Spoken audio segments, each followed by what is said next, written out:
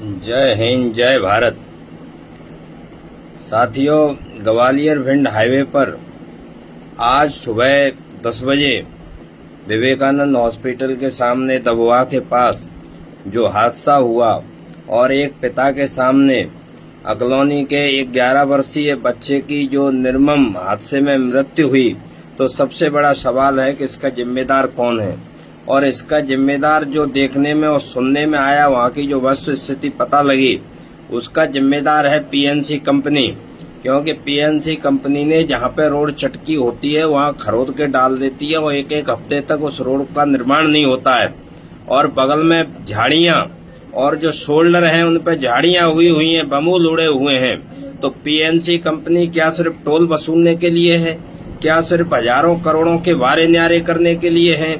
आखिर ये जो बगल में खंतियां हैं, इनके झाड़ कौन साफ करेगा? और जो बड़े बड़े तार लगा रखे हैं खेत मालिकों ने और जो खंतियां घेर रखी हैं, तो इनके लिए जिम्मेदार है भिंड का एडमिनिस्ट्रेशन, भिंड के जिला कलेक्टर और भिंड के अधिकारी। तो आखिर ये इनको कौन काम करेगा?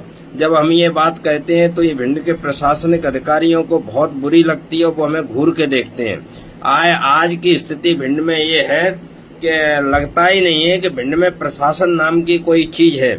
हमारे फौजियों के घरों में चोरियां हो रही हैं और उनके परिवारजनों की हत्याएं हो रही हैं।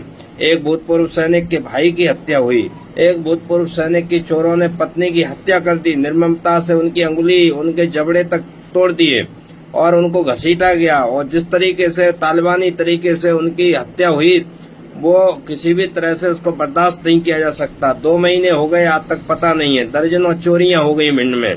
भिंड का सिविल प्रशासन, भिंड का पुलिस प्रशासन और यहाँ का ग्वालियर भिंड हाईवे पे रोज हो रही मौतें, ऐसे लगता है जैसे भिंड में लोकतंत्र और सरकार नाम की कोई चीज नहीं हो। तो हमारा ये बड़ा सवाल है। अब लोगों का कहना या राजनीतिक लोगों का कहना है कि ये ऐसे बोलने से कुछ नहीं होगा। तो मैं बता देना चाहता हूँ कि हमारे संत समाज हो या समाज सेवी हो, और इन मुद्दों को लेके वो जो आंदोलन करते हैं, ऊर्जा कभी व्यर्थ नहीं जाती।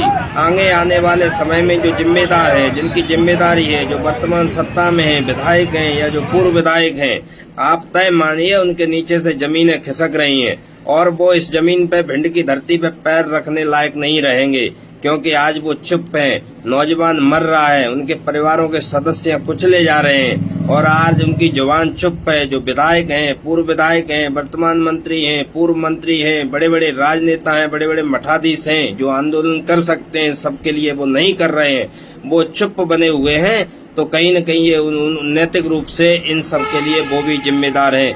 आने वाले समय में ऐसा नहीं है। आने वाले समय में आप ये तय मानिए कि राजनीति के दरवाजे भिंड में हो सकता है उनके लिए हमेशा हमेशा के लिए बंद हो जाए। और ये कहने में बड़ी बात अचरज लगती होगी कि ऐसा हो नहीं सकता, लेकिन ऐसा हुआ भी है, कई जगह हुआ है।